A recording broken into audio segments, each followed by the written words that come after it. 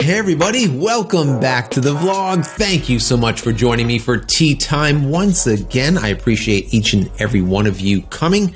Today we have some green tea with a nice bit of peppermint. So good. Really good for digestion. That green tea is good for overall health. This is some good stuff. A lot of goodness in a cup. So anyways, this morning we're going to be talking about why is Nikon and Canon still struggling when it comes to the full frame mirrorless game over Sony, right? Why are they still struggling? Well, there was a new BCN report out that might give us a little bit of an idea, right? What is going on? Reading the tea leaves, so to speak, as we always do here on this channel. Try to figure things out. What's going on with the market? Where should you be? Where shouldn't you be? And what is going on with that market? Which cameras are doing well? Which ones are not? Which manufacturers are doing well? Which ones aren't? Why? This type of thing. Well, we find out here with these BCN. I'm going to pull up this report on your screen so you can see it a little bit easier. I did do a Japanese to English conversion on it just to see what it was all about. And as we can see here, it has a date of March 11th, the first date. And that's when the Canon EOS RP, I believe, came out. And they use that as a baseline where things started. And as you can see here, we have the top 5 cameras that are currently being sold in that full frame mirrorless space. You have the A7 III, the EOS RP, the EOS R, the Z6, as well as the A7 II. We don't see the Z7 in here, and I think that's just because of the price. We'll see if that is actually the case by the time we're done probably talking this morning. So when we look at this report, we can see that the Sony A7 III didn't do as well in sales, overall sales, as the EOS RP on March 11th. That makes sense. You have a lot of pre-orders, a lot of stuff is going on, that really hard campaign push. But now look what happens 1 week later. Canon starts to tank. And as we move on to the 25th of March, we can see them get back together slightly. We have the EOS RP sitting at that about, let's call it 27% sales. And we can see the Sony A7 Mark III at, let's call it 34% of the total market sales. But now look what happens the following week. We're literally less than a month later. We're like 3 weeks down the road. By April 1st. Everything just tanks when it comes to the Canon EOS RP. The thing drops, but the Sony A7 equally bumps up compared to the drop of Canon. It's almost like Canon and all of the marketing that they did and that push for full frame mirrorless and how great it is, it actually helped Sony's A7 III. And it didn't do much of nothing for Canon's. Sony actually did better from that market push. They're doing better. I mean, it's crazy. We're seeing at right around 27% of the market on the 11th of March. By the time this push was over, and now we're on April 8th, we can see they're commanding over 42% of the market. and once again, Canon EOS RP is in the toilet. So, guys, what does this all mean? Why is this? Why do we see this type of a graph? Why do we see this? Well, to me, this is my personal opinion. I want to know your opinion. I think that the full frame mirrorless market is like a luxury market. Okay, it's a specialty market. And as such, this market contains professionals, semi-pros, pro-ams, and of course you have the enthusiasts that have the discretionary income. That extra cash burning a hole in their pocket to spend. Now, that being said, these people I don't think are as money driven. The pros know that they're going to need to spend some money to do their professional work, right? The enthusiasts that have that discretionary income that they don't really care as much, they're just going to spend the money because they want something that's new, fresh, hot, the next best thing, whatever, right? And the same thing with the semi-pros that are trying to come up the ladder. And they're like, I need to get that best camera out there so that I can move from semi-pro, pro-am, up to professional.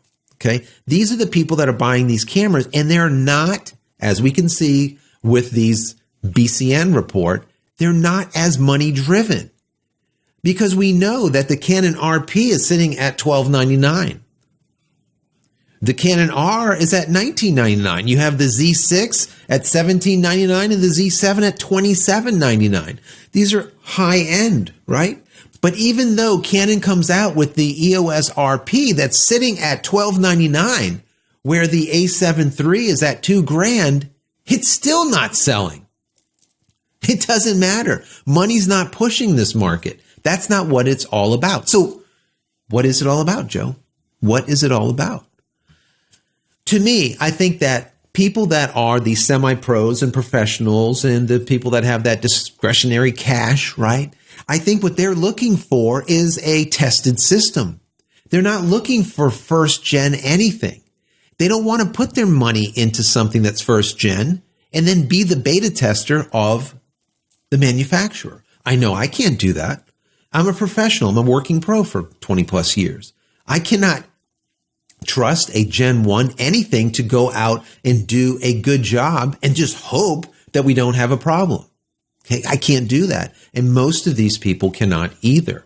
Also, there is a big push for dual card. Everyone on the internet, all the people that are out there talking about these cameras immediately said what? No dual card. Professionals, they're not going to use it. No dual card. And rightfully so. I wouldn't. Right? So it was out there, and a lot of these pro-am, semi-pros, discretionary income people, as well as the pros, are like, no, we're not going to buy these cameras. Why? Because they only have one card. I think that was a major turnoff also. Now, on the side of Nikon, we had a lot of folks that said, listen, we want a grip that works, a grip that we can shoot vertically for doing portrait work. We don't just simply want a battery grip. Right? That doesn't have any other functionality besides just holding batteries and extending the life or the number of shots that we can get. We don't want that. That was a big issue. All right. And at the time, we had autofocus problems also. That wasn't fabulous. Now, when we look at the Canon side, we had a whole nother host of problems. We had disappointing 4K. We had significant crop, which was horrible. We have rolling shutter, and we also have poor autofocus. Like I said, a neutered camera, what Canon does. People didn't want that. We also had eye tracking on the internet through YouTube and everyone else. Everyone was talking about eye tracking and how eye tracking is so important. You need to have eye tracking. You're shooting portraiture. We have eye tracking for everything. We even have dog eye tracking, right? Animal eye tracking. Eye tracking is that keyword that's out there. So people wanted eye tracking. And we saw that Canon didn't do it well. Now we have updates that do eye tracking a little better. Also, Nikon has some updates when it comes to eye tracking. That's fantastic. But Sony also released eye tracking updates that still makes it the best on the market, pretty much. It is. Right? They just do a good job at eye tracking. That's it. Nothing more needs to be said. So that is another factor that people are looking at. I don't think it has to do with the money, and we can see that with this BCN report. That's just simply the case, you know? But honestly, I don't think that anything that either one of these manufacturers, Nikon or Canon, can do as of right now to change anything. I really don't. We know that it's not the price, right? They're just going to have to simply wait for generation 2. That's it. But also what I just read was as of the 28th, Nikon is putting their cameras on sale. All right. They're doing this big discount. So they're taking $200 off the Z6. They're taking $600 off the Z7. Well, where does that put them? Well, we know the EOS RP is at $1299. Well, with the discount, the Z6 will be right around $1599. Still about $300 more. As far as the Z7 instead of $27.99 will be down to $21.99, whereas the EOS R is still at $19.99. Will it matter? I think if Nikon thought about this a little bit or saw this report, they wouldn't even have bothered with a discount. This is not going to work. It just is not going to work. I really don't think so. That's just it. There's nothing that they can do, in my personal opinion, besides wait for Gen 2 and see if they can make corrections to the things that they didn't do well, like dual card slot, and get that eye tracking in there better. Stop neutering the damn camera, Canon, right? And then be able to see if they can bump up to Sony's level. But as of right now, it's just not happening. And I can tell you 42% of the market now is the A7 III, and they're doing better than ever with all of the publicity of both Nikon and Canon. You know, who would have thunk it? Right? Who would have? Who would have thought that would have happened?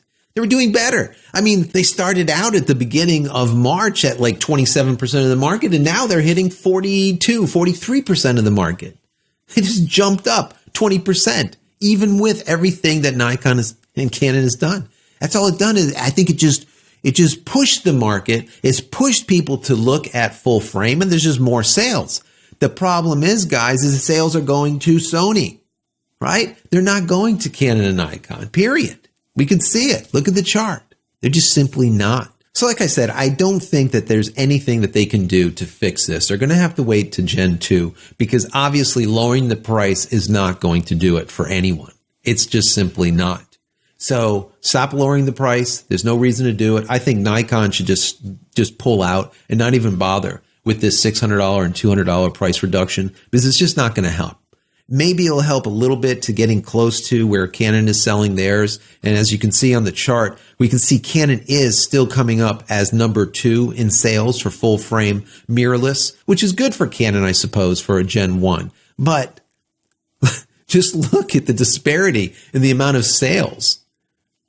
It's crazy. It's crazy. So anyways, guys, I want to know your thoughts. I want to know what you think. What do you think is the reason? Do you agree that price is not the reason? Do you agree with any of my rationale as far as what I think is the reason why the Canon as well as the Nikon are just simply not selling over the more expensive